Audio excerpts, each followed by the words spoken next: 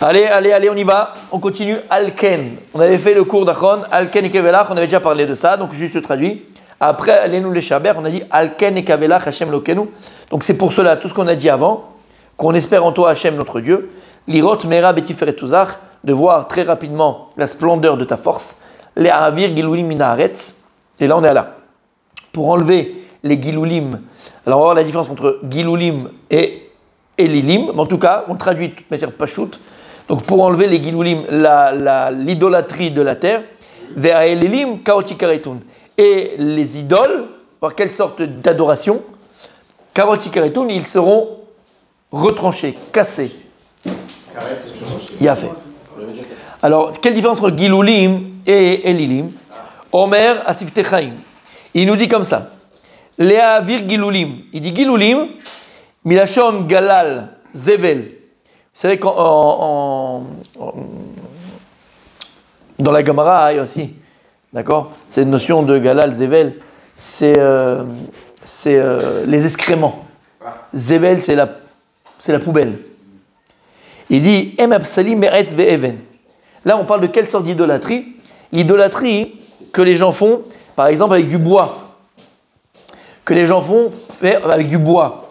Ou que les gens font avec des pierres. D'accord? Ils font une idole de pierre, le Bouddha. D'accord? Ou ils font une idole de bois, l'acrobate. D'accord? Vous savez très bien, d'accord, on le sait, que on n'a pas le droit de faire d'image ou de représentation de Dieu. D'accord? D'Hachem. Dans le christianisme, il y a pour eux une représentation de Dieu. Puisque pour eux, il y a le Fils de Dieu. Il y a Dieu et le Fils de Dieu, c'est l'acrobate. Il est accroché là-haut sur la croix. Et c'est de la Avodah. Ils se présentent devant lui. Et ils font leur signe. C'est de la Avodah. C'est de l'idolâtrie. Par rapport à la Torah, et je répète, c'est considéré comme de l'idolâtrie. La Trinité, c'est l'idolâtrie. À l'inverse, dans l'islam, il n'y a pas d'idolâtrie. L'islam, exactement. C'est pour ça qu'il est permis de rentrer dans une mosquée et pas permis de rentrer dans une église. Alors, il y a ceux-là qui ont commencé à dire oui, quand j'étais petit, j'étais au Maroc et puis moi, j'étais attiré par l'église, mais parce qu'on m'avait interdit. Bon, Habibi, comprends bien. Oui, mais il faut s'ouvrir aux autres religions et machin. Non, c'est pas question de s'ouvrir ou pas s'ouvrir. Parce que dans une mosquée, tu peux rentrer, tu fais ta mincha, tu mets une petite filine. Quand j'étais petit, d'accord, j'étais en France, mon père, il avait un magasin de tissus africains. Pour ceux qui disaient, à Barbès, 18e arrondissement de Paris, d'accord, à Barbès, d'accord. Et il était, pour ceux qui connaissent un petit peu Barbès, rue Pont-Losson. Il est très connu, la rue Pont-Losson. Très connu. Pont-Losson. D'accord? Pont-Losson. D'accord? Et très connu. Pourquoi? Parce que là-bas, il y a une mosquée. C'est une des mosquées les plus fréquentées de Paris. D'accord? Et quand il faisait la prière dans la mosquée, c'était toute la rue qui était fermée, mais jusqu'en bas. Je ne sais plus comment il s'appelle le boulevard là-bas. Il y a un boulevard en bas. Boulevard Barbès. Non, en bas. Juste avant de monter, après c'est Pont-Losson là-bas. Le boulevard de l'Autriche. Bon, je ne me rappelle plus comment il s'appelle le boulevard, mais il est très connu le boulevard. Et c'était jusqu'en bas, c'était rempli. Et d'ailleurs, quand ils allaient prier, parce que mon père était en face, c'est une petite ruelle. C'est entre le magasin de mon père et la rue, il y a 6 mètres, même pas 5 mètres. Mais quel 6 mètres? Il y a 5 mètres. C'est tout petit, juste là pour les petites voitures. Et d'ailleurs, quand ils allaient, c'est un sens, il n'y a pas de sens. Quand ils allaient prier là-bas, ils donnaient les affaires à garder à mon père. Moi, j'allais avec mon père au travail, parce que comme un enfant qui a son père, et ils donnaient à mon père. Prière de rue, bien sûr. C'était déjà comme ça. Mais quand j'y allais, à mon époque à moi, il n'y avait aucun problème. Mais aucun. Parce que cette génération qui était, moi quand j'étais petit, c'était une génération de musulmans. Pas de fanatiques. Je t'assure. Moi, je jouais dans la cour parce qu'il y avait la mosquée. Tu es descendu, c'était dans un immeuble, il y avait un immeuble à côté de la mosquée. Et en fait, elle était en sous-sol. Descendais, c'était immense. Je suis rentré là-bas. D'accord? Immense. Tu enlevais les chaussures et c'était immense. Et il y avait une cour adjacente qui était en hauteur. Et on jouait au foot là-bas. Je jouais au foot avec tous les petits du quartier, quoi. C'était des Africains, entre guillemets, des musulmans, des machins. Mais il n'y avait aucun problème. Quand je dis aucun problème, c'est même pas qu'un problème. C'est que mon père et tout ça, il n'y avait rien. Je jouais au foot. Et quand la balle, elle rentrait, parce qu'il y avait des fenêtres qui étaient en bas, et la balle, elle rentrait dans la mosquée. Chacun son tour, il allait chercher la balle. Des fois, je rentrais. Il n'y a aucun problème dans une mosquée. Donc, il faut lui dire à Joe Lavis, il n'y a aucun problème avec les autres religions. On est ouvert à tout le monde. Simplement, c'est une halakha, Habibi. Non, mais c'est une halakha, c'est le Shulchan Aruch. Je comprends, tu manges du cochon, tu manges du homard, tu fais ta vie, tu vas avec des non-juifs, tu fais ta vie. Fais ta vie. Mais c'est la halakha. C'est parce qu'on n'est pas ouvert aux autres. Aucun rapport. C'est assourd. C'est interdit. Comme de manger du cochon. C'est de la avodah zara. Qu'est-ce que tu veux chez moi? Le jour où tu rentres dans une église, tous les jours, on comptait toujours, tu vas jeûner ce jour-là. Mais vadaï, je sais pas ça, j'ai jamais entendu. Mais en tout cas, peut-être, d'accord, peut-être, j'ai jamais entendu, je ne sais pas. Des choses que je ne connais pas, je ne sais pas. Il faudrait que je vérifie, peut-être, je ne sais pas. Mais pour dire quoi? Et là-bas, il y avait un qui travaillait chez mon père aussi, au restaurant, après il s'appelait Fissourou. Tu connais les noms un peu africains? Il s'appelait Fissourou. Il était responsable de la mosquée. Mechila du terme, d'accord? Non, Mechila du terme, mais je ne sais pas comment on va dire en français. C'est un tzaddik. C'était un musulman vraiment fervent, d'accord? C'était un tzaddik. Je me rappelle, tu pouvais lui laisser ton compte en banque, tu pouvais lui laisser les clés de la maison, tout ce que tu veux, d'accord? Mais c'est pas rien de se passer. Il s'occupait des choses. C'est les vrais musulmans. Celui qui a connu les vrais musulmans, il sait de quoi je parle. Je parle pas des fanatiques là dans les quartiers, dans les machins, dans les cités, que c'est devenu tous des Daesh et tous du Hamas. Et ils mélangent tout. C'est pas ça l'islam. Moi j'ai connu l'islam. C'est pas ça l'islam. Bref, je fais une parenthèse. Donc pourquoi je dis ça? Parce que dans les trois religions, il y a deux religions monothéistes, vraiment, c'est le judaïsme et l'islam. Le chrétienté, chrétien, c'est de la avodah zara pour nous. C'est de la avodah zara. Ils ont fait d'un homme un dieu. C'est fini, c'est terminé. D'ailleurs, puisqu'on est là, je sais pas, je veux dire, on va avancer, mais petite histoire sympathique. C'est pour toi ça. Je permets. Il y a dans le passouk qui est écrit dans le verset, on est dans les parachutes de Yetziat Mitzrayim. Et une des plaies, c'était quoi? Pas ta femme, la plaie. Non, je connais. Hein? Non! Dame! Okay. Il y a écrit là-bas, dans le verset, que lorsqu'Hachim l'a amené Dame en Égypte, il écrit, et le Dame, il est sorti des Tzim et des Avanim. Il est sorti des pierres et des arbres. Le Ben Ishraï Akadosh, Rabbeinu Yosef Chaim Bagdad, il vient, il dit, pourquoi est-ce que la Torah, elle vient, et elle te dit que le sang, il est même sorti, d'accord, des pierres et des arbres, et du bois, quoi, du bois et de la pierre. Quel rapport?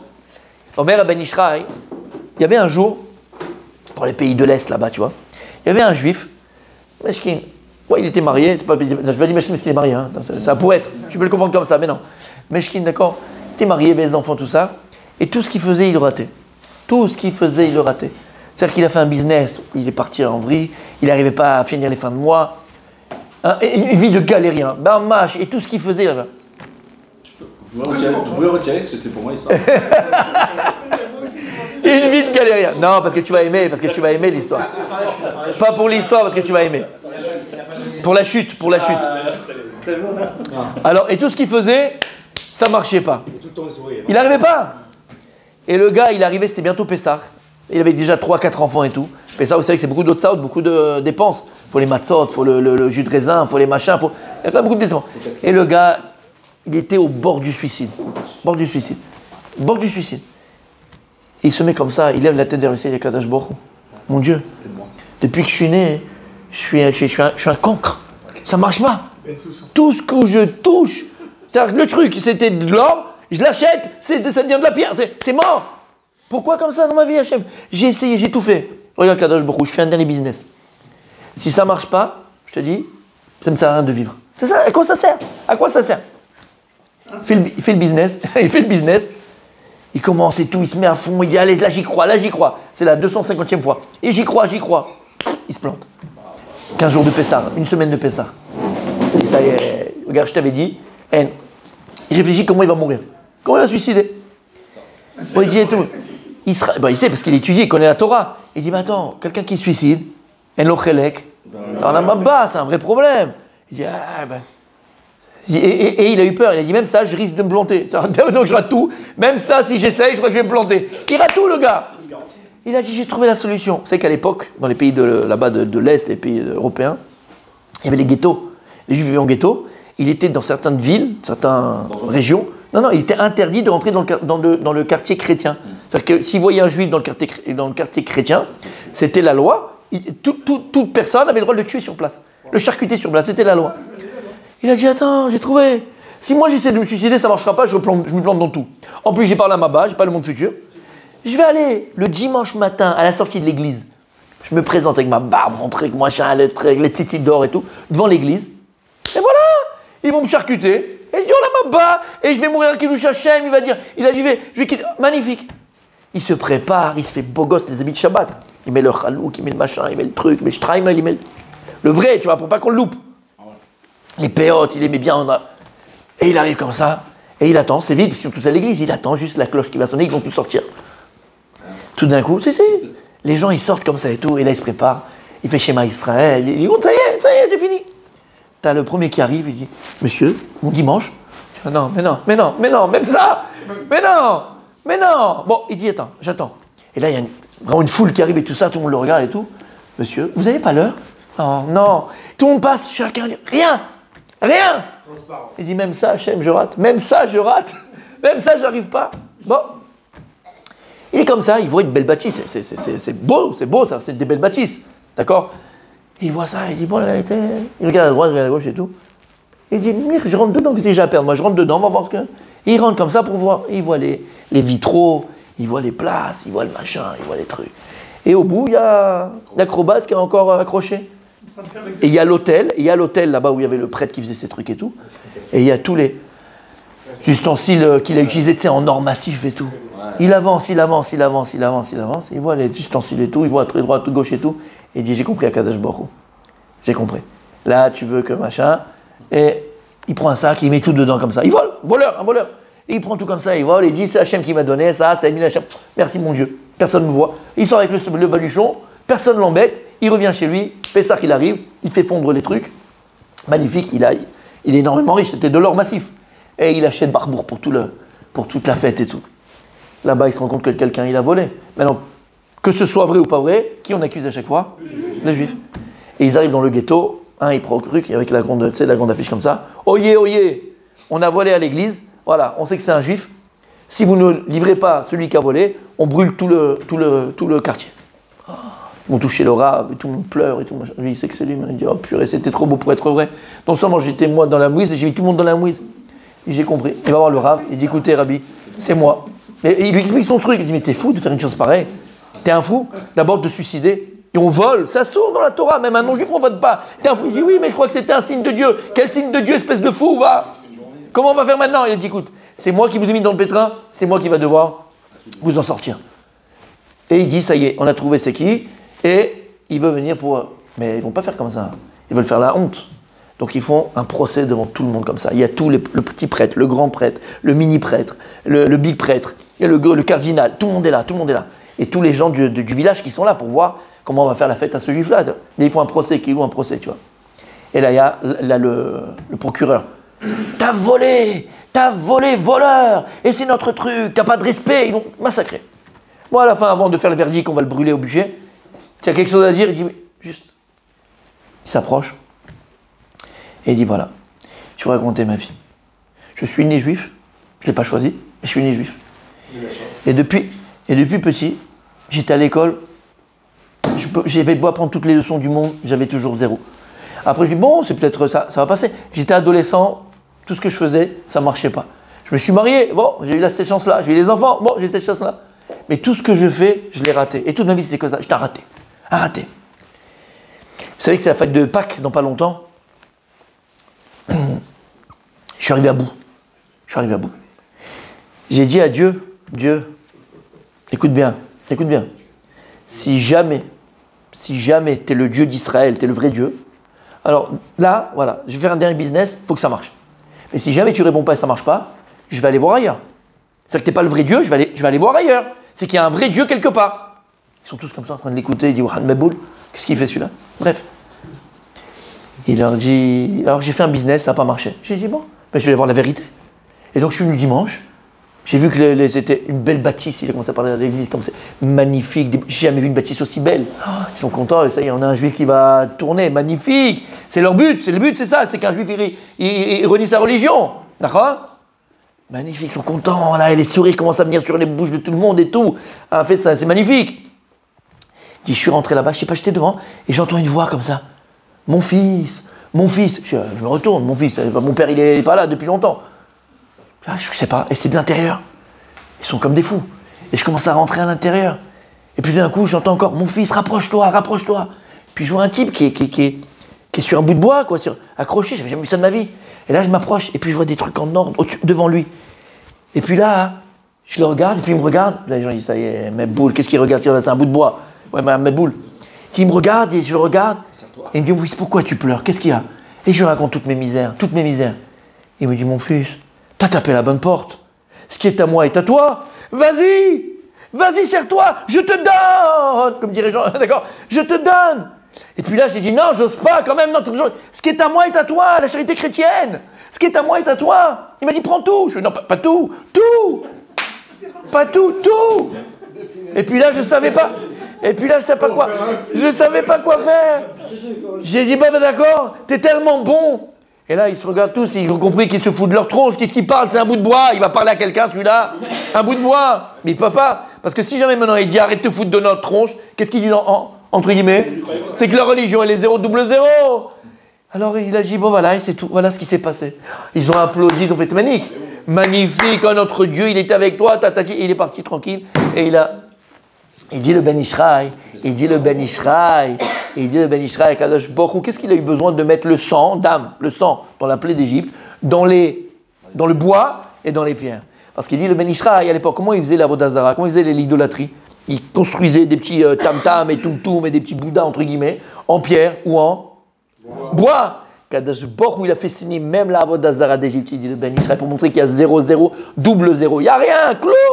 Tu le mets dans le feu, ça brûle. Tu le mets au-dessus de la tête, tu te mets la tête. Tu le mets, tu le fais. C'est kloum, shum davar. Elem koach, alma tamamin. Sur quoi tu crois? À qui tu crois? Un bout de bois. Un bout de bois. Comme ça, il dit le Ben Ishraï. Ça, c'est ce qu'on dit dans Alken. On dit les avir giloulim. Giloulim, c'est les idoles que l'homme il fabrique avec le bois et les pierres. Par contre, ve'aelelim karot ikaretun. C'est quoi les elilim? Et l'Ilim Leshon, elle est Haaretz, ça vient de elle. Ça veut dire quoi? Ça, c'est ceux à qui Dieu il a donné une force. Comme on a dit, le soleil, il a une force. La mer, elle a une force. D'accord? Dieu, il a donné force à la nature. Et on avait dit que oui? C'est quoi Giloulim? Giloulim, c'est l'idolâtrie, égale à quoi? C'est idole, égale bois et pierre. C'est les idoles qui sont faits en bois et en pierre. Ça, Giloulim. Tu notes? Non, mais... Zebel. Bien sûr. Ve'aelilim, ça vient du mot El et Haaretz, ça veut dire qu'entre guillemets, El, c'est aussi entre guillemets une force, ok? Mais c'est ce que Dieu a mis dans la nature, d'accord? Il y a une force dans le soleil, il y a une force dans le vent, il y a une force dans... Et d'ailleurs, comme on avait expliqué, c'était au moment de Hanouka, hein, la mythologie grecque, les mythos, d'accord? Ils ont dit qu'il y a le dieu de l'amour, il y a le dieu du dieu Pégase, il y a le dieu de la mer, d'accord? Il y a le dieu de chaque force. Alors ça, à la fin des temps, Kadosh Baruch Hu, on lui demande, on prie Hachem, que même ces forces-là, en vérité, et il explique ici le Siftei Chaim, c'est qu'en vérité, les forces du mal, et ça c'est quelque chose qui existe, ça s'appelle la sorcellerie, et la sorcellerie, elle existe, c'est pas des choses qui n'existent pas, ça existe, ok? Comment ils font les sorciers, entre guillemets sorciers dans le sens marabout du terme, ok? Ils utilisent les forces du mal, les forces de la Touma. Alors j'ai eu une discussion, je ne sais pas s'il est là, personne, je ne me rappelle plus avec qui c'était, cette semaine, je ne sais plus avec qui, non, je ne sais plus qui c'est. Il a disparu. Sur ce sujet-là, et je lui ai expliqué qu'on a vu dans la Gemara, dans ma Sechet Chagiga, pour ceux qui viennent faire la fête tous les matins, qu'il y a écrit dans le verset Zeulum Adze Asa Elokim. Dieu, il a créé le monde en dualité. C'est-à-dire qu'il a créé le bien, il a créé le mal. D'accord? Il a créé la lumière, il a créé l'obscurité. On a parlé de cette notion 1000 fois. Mais on avait expliqué. Shabbat aussi alors? Ah, c'est le Shabbat? Tu vois, je ne me rappelais plus. Voilà, tout le monde. Je ne sais plus à qui j'en ai parlé. Ok. C'est la fatigue, ça s'appelle. En tout cas, hein, ok. Et donc, Akash Baruch Hu, il a créé. Ça va, tu penses ça? Oui, c'est ça. Ok, il a créé. Et donc, ça veut dire quoi? C'est-à-dire que s'il y a le bien, il y a le mal. Il y a la lumière, il y a les ténèbres. Et ainsi de suite. Il y a la Gdusha, il y a la Touma, il y a la pureté, la Tahara, la pureté, et il y a l'impureté. Maintenant, on avait expliqué aussi que les forces de Gdusha, les forces de pureté, les forces du bien, elles ont 50 niveaux. Il y a Chamishim Sha'ar et Gdusha, Chamishim Sha'ar et Bina, il y a 50. Lorsqu'on te dit d'ailleurs que si le Ham Israël, Dieu n'avait pas fait sortir le peuple juif d'Égypte, on serait arrivé au 50e degré de Touma, on ne serait pas sorti. Zélo Nachon. Il y avait un cours que j'avais entendu il y a très longtemps, mais qui était magnifique. C'est un rave qui est exceptionnel. Il est niftar maintenant, mais il est à Beit-Vegan, entre autres. Et il s'appelle Rav Moshe Shapira. Une puissance extraordinaire. Et il avait expliqué dans un cours qu'en vérité, le Shar HaChamishim, la porte 50 de l'impureté, n'existe pas. Ils n'ont que 49. Lama. Pourquoi? Parce qu'en vérité, l'impureté, le mal, puise ses forces directement du bien. C'est-à-dire que le bien seul peut exister, mais le mal seul ne peut pas exister. Vous avez compris? C'est-à-dire que d'où le mal puise ses forces. Exactement. Exactement. C'est-à-dire qu'il y a un, c'est la matrice du bien, qui existe sans le mal. Le bien il peut exister sans le mal. Mais le mal, par opposition, ne peut pas exister sans le bien. Pourquoi? Parce que le mal puise sa force des forces de Gdusha. C'est pour ça que c'est connu qu'une Neshama qui est très élevée, très très forte, au niveau spirituel, automatiquement les forces du mal vont s'accrocher à elle. Parce qu'elles vont puiser de lui. C'est pour ça aussi que Chazve Shalom, chez l'Oneda. Exactement. Mais je ne veux plus rentrer dans l'Yetzerara. Exactement, c'est le même principe. Mais je vais rentrer plus dans les forces du mal. Les forces du mal, c'est quelque chose qui existe. D'accord? C'est partie de la réalité. Les forces du mal, je termine, c'est quelque chose qui existe. Mamash. Et comme j'ai dit, elle n'est pas vraiment en opposition aux forces du bien, quand on dit Zéloumadze, parce que les forces du mal ne peuvent pas exister de manière intrinsèque à elles. Elles puisent forcément leur énergie vitale d'énergie positive. D'accord? Et comme j'ai dit, c'est pour ça que les grandes âmes, forcément, les forces du mal vont essayer de puiser de sa Torah. Et c'est pour ça qu'on va le faire tomber. Et c'est pour ça qu'explique aussi, entre autres, le Gaon de Vilna, que quelqu'un qui étudie la Torah Belo Simcha, si tu étudies la Torah sans joie, c'est-à-dire que quand tu n'as pas la joie dans la Torah, d'accord? Ça existe. Ça existe? Ça existe. Donc si maintenant, quand tu étudies la Torah et tu n'as pas la Simcha, c'est que tu ne te lèves pas après une étude et ton sourire, il tourne de ton visage. Tu as appris des choses magnifiques. Ta vie, c'est pas la même. Ta vision de la vie, elle n'est pas la même. Tu as 1 kilomètre d'avance sur les autres. Pas parce que tu es plus fort, parce que la Torah te donne une vision beaucoup plus grande, beaucoup plus lointaine que les autres. Tu comprends? Qu'est-ce que j'ai dit juste avant quand j'ai dit ça? Les forces du mal, elles se nourrissent de forces du bien. Oui, alors voilà. Quelqu'un qui étudie Belo Simcha, il dit le Gaon de Vilna, cette personne qui étudie, attention, c'est un érudit. Il est là, il étudie, il est. Mamash, on ne parle pas d'un glandu. Pas qui étudie. Aval Belo Simcha. Il n'a pas la joie dans l'étude. Il dit le Gaon, il nourrit les forces du mal. Sa Torah à lui, c'est une Torah, mais il nourrit les forces du mal. C'est quand j'avais le collège, je vous raconter cette anecdote. Quand j'avais le collège et je voyais un avraire, bon, des fois, ça arrive que ponctuellement, tu n'as pas trop le moral ou tu n'as pas le. Ponctuellement. Mais quand c'est tous les jours, ça devient une maladie. D'accord? Non, mais sérieusement, c'est chronique. Ça peut arriver. Et donc, quand je vois un avraire j'allais le voir, je le boostais, je le réveillais, je l'amenais. Pourquoi? Je lui disais, attention, il y a un Gaon, tu vas nourrir les forces du mal, pas shoot. Donc, tu vas voir à chaque fois que les forces du mal vont essayer de s'accrocher, pas aux petits rigolos, aux grands. Parce que c'est de là qu'ils vont puiser les forces du mal. Et c'est pour ça qu'on a vu dans l'Agma que lorsque quelqu'un il est tellement grand en Torah, et si jamais il flanche, si jamais il tombe, il ne va pas tomber à manger du jambon beurre ensemble. Il va aller à la coupa. Comme on dit, comment on dit en français l'expression? Toute la caisse. C'est sur toute la caisse. Comme arrière. C'est open. Ah, voilà, exactement. Pourquoi? Parce que c'est de là que les forces du mal puisent. Et c'est vrai dans tout. C'est-à-dire que si tu ne fais pas les mitzvot avec la simcha, tu ne fais pas la toile avec la simcha, tu vas donner la force et l'énergie aux forces du mal. Donc encore une fois, la sorcellerie, elle existe. D'accord? C'est clair? C'est bon? Ok. Maintenant, d'où la sorcellerie elle existe? Parce qu'elle va utiliser les forces que Dieu a mis dans ce monde-là à des fins qui sont peu louables, négatives et destructrices. Par exemple, la Gemara dans Masechet Sanhedrin, que Rabbi Moshe est en train d'étudier, d'accord? Il peut confirmer, donc, Talmid Chacham Blainara. Là-bas, il y a écrit qu'il y avait une sorcière dans le quartier de Rabbi Chanan ben Dosa. Et elle faisait plein de tours de magie et elle voulait à tout prix faire du mal à qui? À Rabbi Chanan ben Dosa. Et Rabbi Chanan ben Dosa, il l'a méprisé, il l'a jeté, d'accord? Et elle, qu'est-ce qu'elle faisait? Elle marchait derrière lui et elle essayait d'utiliser les pas de la poussière de Rabbi Chanan ben Dosa pour mettre abracadabra, faire d'accord, comment on appelle ça en français, des incantations, des sortilèges et des sorts. Elle n'arrivait pas. Et lui, Rabbi Chaim Ben Dossa, il l'a piqué à chaque fois, quoi, vraiment. Et les gens sont venus le voir. Il a dit, Rabbi, tu sais qu'elle a une force, elle a mis la Ainara sur celui-là a fait accident de voiture, elle a une force, cette sorcière. Qu'est-ce que tu fais? Doucement, t'as pas peur? Il a répondu la phrase magique. En od milvado. Peur de qui? Même eux, en vérité, ils sont soumis à Dieu. Donc si Akadosh Baruch Hu maintenant, il te dit non, ben il y a non. Simplement, si moi je suis vulnérable, si moi j'ai pas la Imouna à 100%, pas la Imouna, il m'a dit lo yodea, conscience, qu'il n'y a que Dieu. Il n'y a que Dieu. Là, ça peut avoir un impact. Comment? Là, il peut être touché. Ben voilà.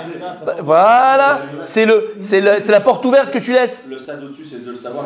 À t'atteindre. Si t'as une faiblesse dans la Imouna. Exactement. Tu peux tomber. Comme la Inara, c'est la même chose. Autour d'Avar, c'est autour d'Avar. Exactement. Quand tu sais, c'est lui. Et donc, c'est cette phrase magique du Rabbi Chaim Ben Dossa. En on milvado, elle ne pourrait rien faire contre lui. Donc, ça, c'est ce qui existe. Il explique ici, donc là, ici on prive Alim Karitun, toutes ces forces de sorcellerie, toutes ces forces du mal, puisqu'Akadosh Baruch Hu, quand Mashiach viendra, quand Mashiach sera là, il fera la Shrita au Satan ou Yetzirara, à leur boss. C'est le boss, c'est le Satan.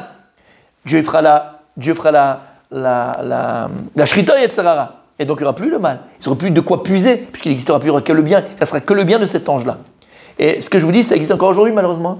Tous les trucs sataniques qui font, d'accord, et les machins secrets, et qui truquent avec le sang et les machins, ça existe qu'aujourd'hui. Ça existe qu'aujourd'hui. Ça existe qu'aujourd'hui. Hein? J'espère pas qu'il n'y a pas des gens qui le font. Peut-être des gens qui le font à Shemishmor. Et dans le monde entier, il y a les sataniques, on appelle ça les sataniques. C'est les forces de Satan. La preuve que ça existe, c'est que dans la Torah, on dit de ne pas l'utiliser. Exactement. Mais bien sûr, bien sûr. Mais c'est mamash qui font des sacrifices humains, c'est des trucs mamash obscurs, quoi. C'est vraiment les forces du mal. Quand tu vois Dark Vador dans Star Wars, c'est ça, quoi. C'est voilà, les forces du mal. D'accord, les forces du mal. On a compris. Ensuite, qu'est-ce qu'on dit? Alors,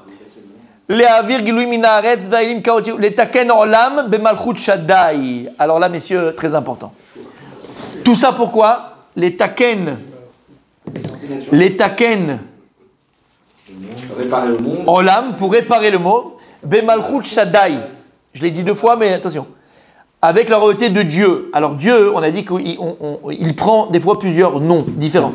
Les noms qu'on dit de Dieu, ce ne sont pas des noms qui le définissent, mais ce sont des noms que nous puissions, pour que nous puissions, nous, avoir une appréhension, une compréhension et appréhender Dieu. Mais chaz v'shalom de penser une seconde que Dieu, il a des noms.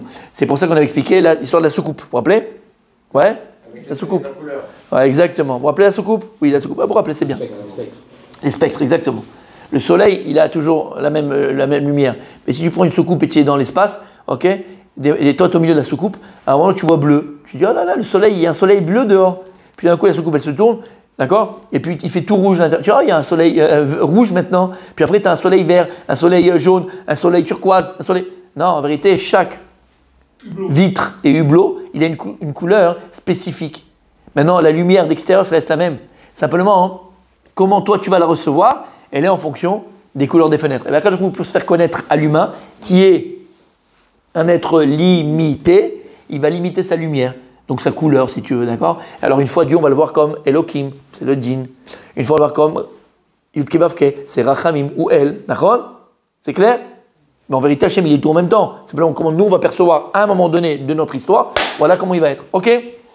T'as compris? Oui. Ok. Alors, on a dit ici, c'est que la réparation du monde, comment elle va se faire? Bemalchut Shaddai. Shin, Dalet, Yud. Donc, on va donner la royauté à Shaddai. Pourquoi on utilise le nom Shin, Dalet, Yud? On ne dit pas Bemalchut Hachem, Bemalchut El, Bemalchut. C'est à partir d'Israël. Tu as mis dedans, mais Shakai? Alors, on dit que Shakai, c'est pi. Shin, c'est 300. Dalet, c'est 4. Et Yud, c'est 10. Shakai, c'est quoi? 314. 314, 314, c'est pi. C'est le chiffre infini de l'univers. C'est avec lequel Dieu a créé le monde. Alors, ce n'est pas lequel Dieu a créé le monde, c'est le nom avec lequel Dieu a stabilisé le monde. Dit le Midrash, donc, d'accord, il y a 2000 ans, depuis Massé Bereshit, on connaît déjà tout ça dans la Torah. Dit le Midrash que lorsque Dieu a créé le monde, d'ailleurs on l'a vu un peu dans la Gemara dans Masechet Chagiga, le monde était en gestuel.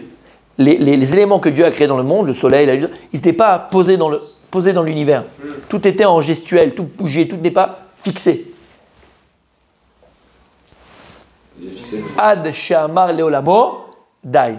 Ad she'amar leolamo dai, c'est Shaddai. She'amar leolamo dai. Shin dalet yud. Dai, c'est quoi dai? Stop. Et le monde s'est figé. Et donc l'univers a été établi, on va dire tel qu'on le connaît, avec le nom Shin dalet yud qui est 314, qui est pi, qui est 314. Tu le retrouves en mathématiques. C'est magnifique. C'est extraordinaire. Mais au début de la paracha, il est marqué. Hachem, J'ai dit à Abraham. Ushme, eux c'est Shakai.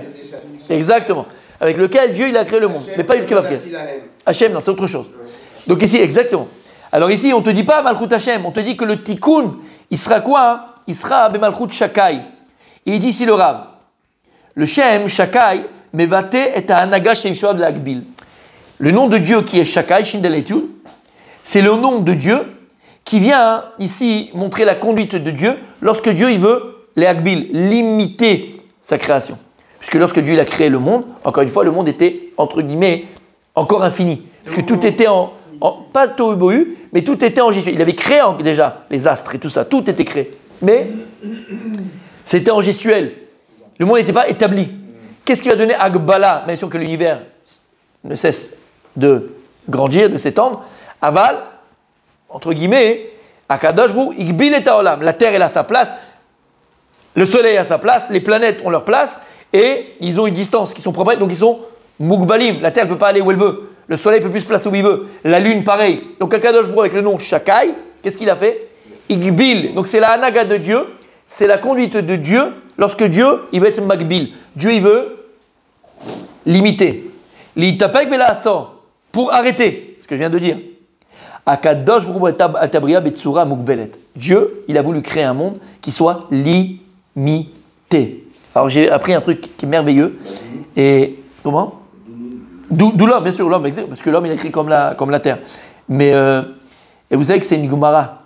Et je me rappelle, c'était une des premières Gemara que j'avais fait au Kollel. C'est ma Sed Kiddushin, il faut que je la retrouve. Et je me rappelle, il y avait une Gemara et le Rosh Kollel ne comprenait pas. On ne comprenait pas parce que c'était la terre et on parlait de toutes ces choses-là, d'accord? Et la terre est par rapport à... Et on avait un problème, pourquoi?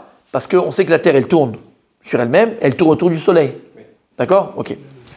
Maintenant, les astrophysiciens, ils ont vu que le soleil, d'accord? Le soleil, est-ce qu'il tourne sur lui-même? Non. Est-ce que le soleil tourne? Est-ce que le soleil tourne? Oui.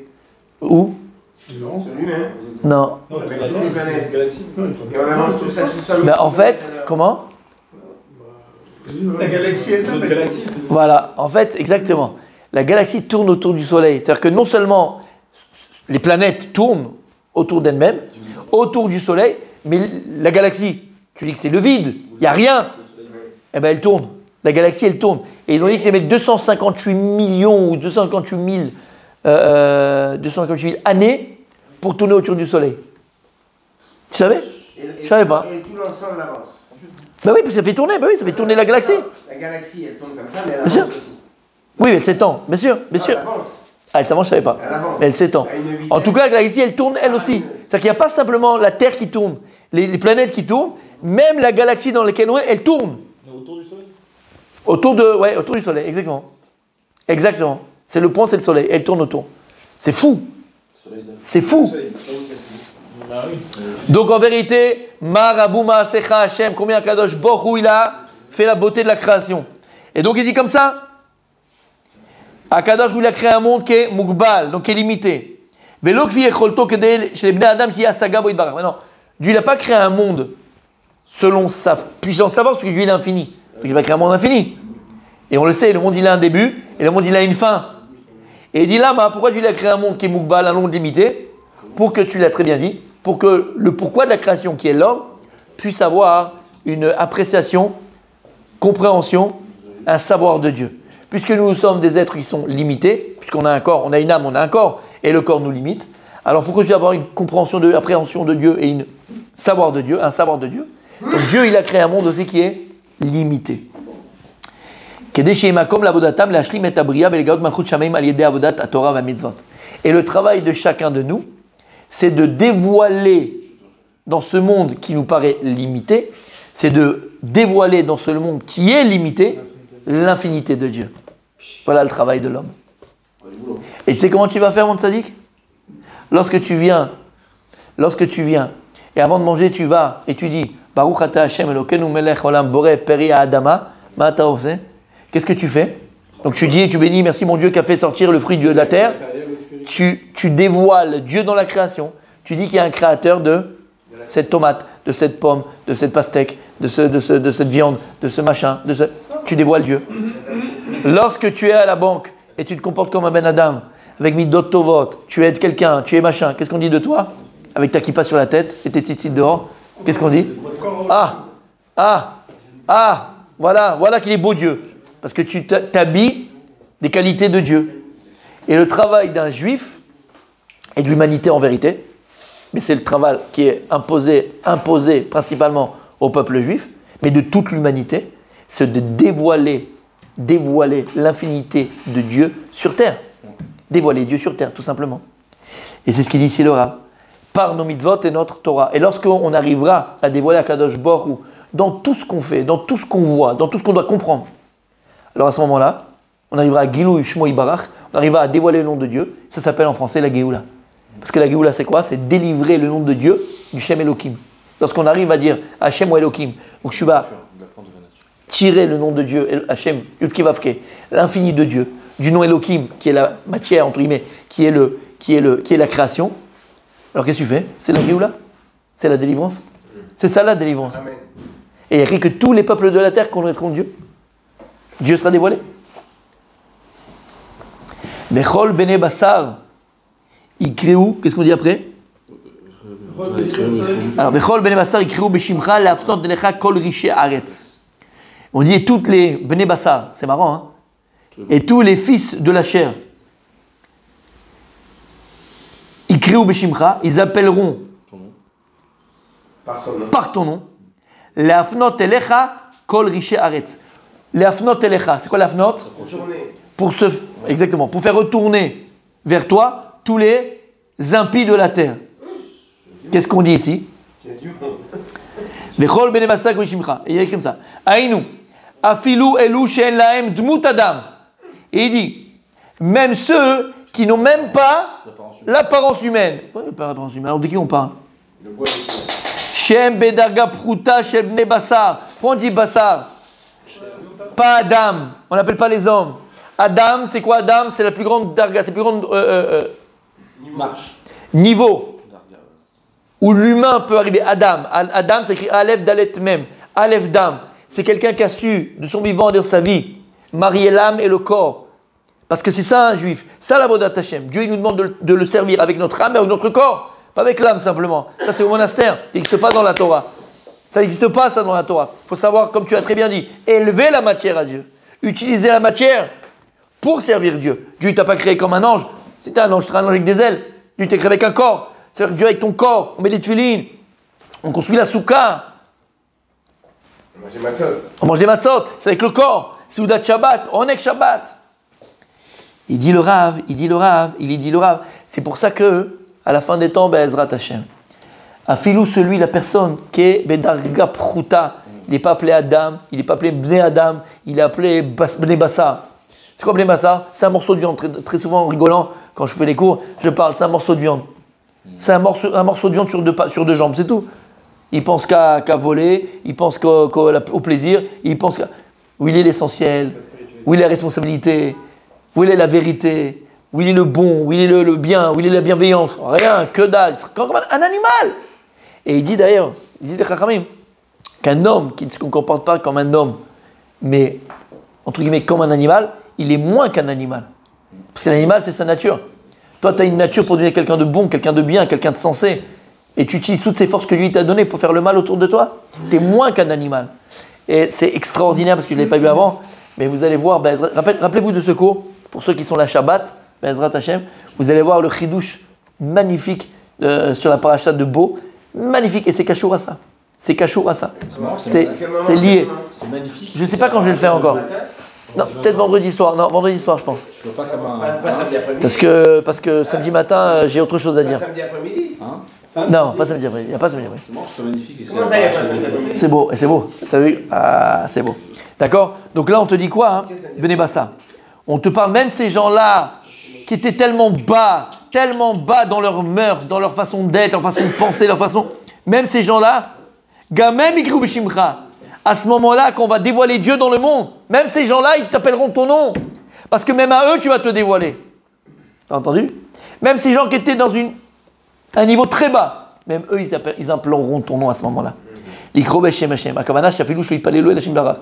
même s'ils ne vont pas prier Dieu, ils ne vont pas prier. Prie pas.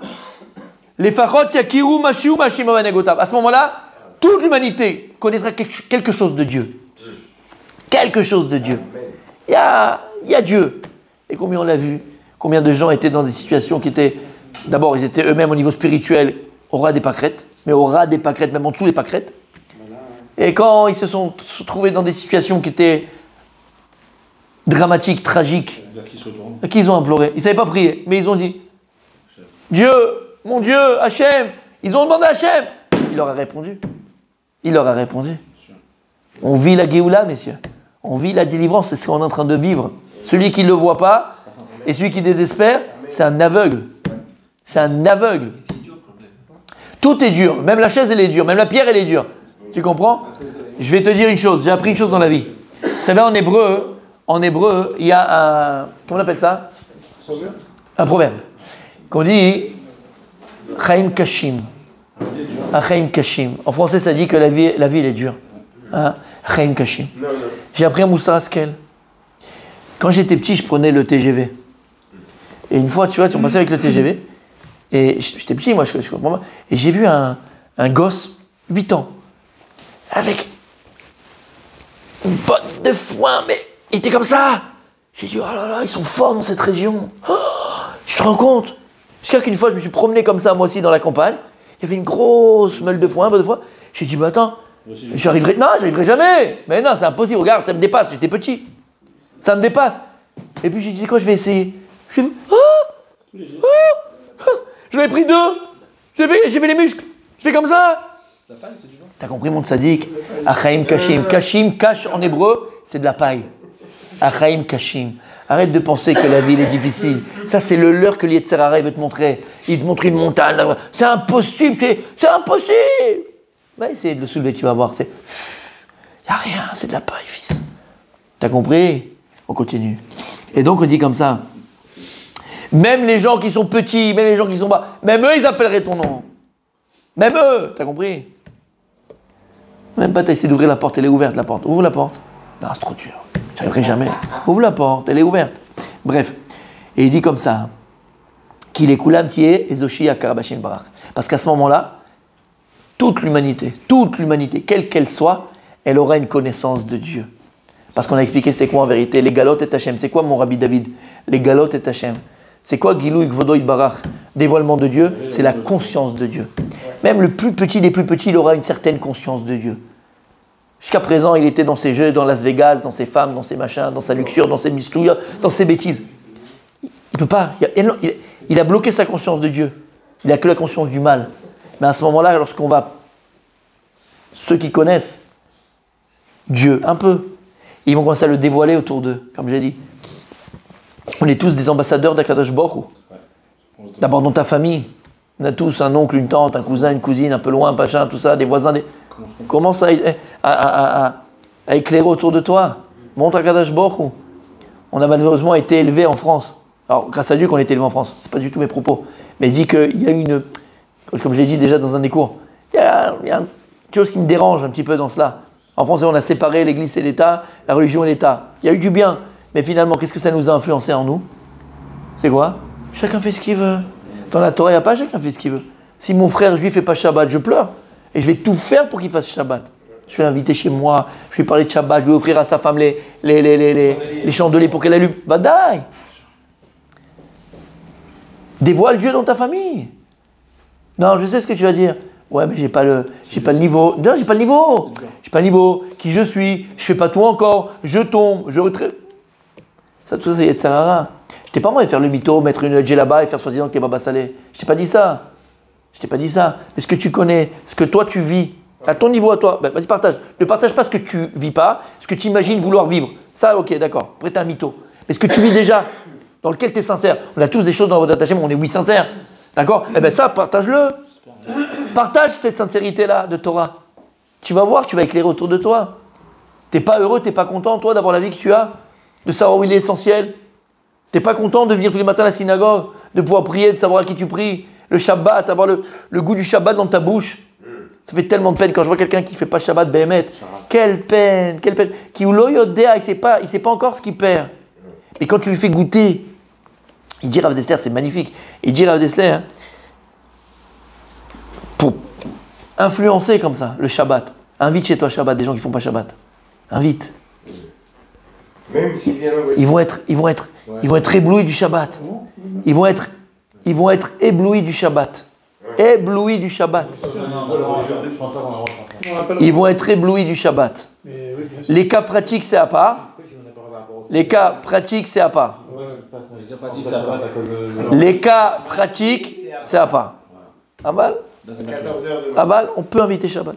Voilà, que tu saches. Comment, tout ça, il y a des façons de le faire. Aval. Si il prend la voiture à cause de moi. Alors, on peut inviter Shabbat. En fait, il y a des façons d'inviter Shabbat. Il y a des façons, il y a des façons d'inviter Shabbat où la personne, alors, elle pourra venir même si elle prend la voiture Shabbat. D'accord? Badaï, les khatrila, les machins, on va pas d'accord faire. Mais il y a des façons de faire. Il y a des d'accord, ça c'est pas, voilà, les gens qui écoutent, appelez votre rave.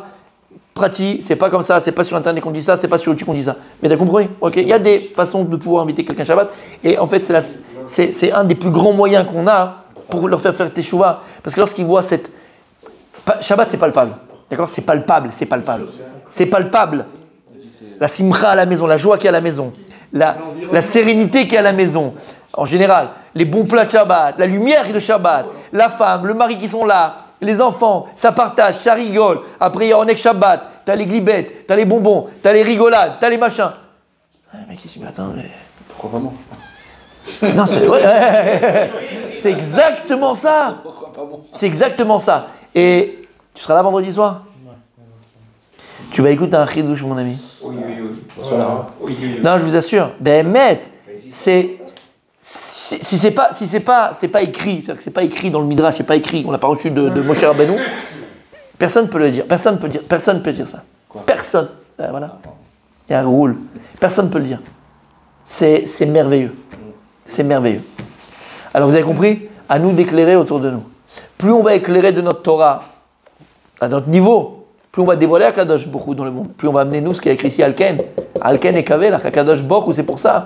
C'est pour ça qu'on va amener la Géoula. Et plus il y a de Torah, plus il y a de Shabbat, et plus on garde le Shabbat à Ramat Gan, plus on garde le Shabbat à Ranana, plus on garde le Shabbat à Paris. Ça dépend de notre Shabbat, pas leur Shabbat à eux. Plus ton Shabbat à toi il est bon, ton Shabbat à toi il est bien, plus tes mitzvot elles sont sincères, plus ta Torah elle est sincère, plus ça protège autour de nous, plus elle a un impact autour de nous. Et ce qu'on attend c'est quoi? C'est le dernier impact, Armageddon. Hein? C'est lequel? C'est Géoula, c'est la délivrance, Bezrat Hashem, avec ma chère Tzidkenu, chez Niskel Levi, Bezrat Hashem.